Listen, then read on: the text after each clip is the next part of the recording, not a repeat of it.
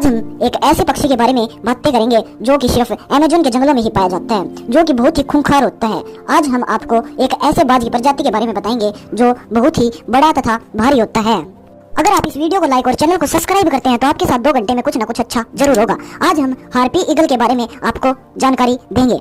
वैसे तो अमेज़न के जंगलों में बहुत सारी पक्षियों की प्रजातियां पाई जाती हैं, लेकिन यह एक ऐसा पक्षी है जो कि बहुत ही खतरनाक होता है। इसके पंखों की लंबाई लगभग 7.5 फीट तक की होती है और इसका वजन लगभग 8 से 9 किलो तक का होता है। यह आसानी से बंदर तथा उससे भी बड़े जीवों को उठाकर ले जा सकता है, क्योंकि अपने वजन से दुगनी चीजों को आराम से अपने पंजों में जकड़कर उड़ सकता है। हालांकि इस पक्षी की अब धीरे धीरे विलुप्ति हो जा रही है। क्या आपको बाज पसंद है या फिर चील? आप कमेंट में जरूर बताएं।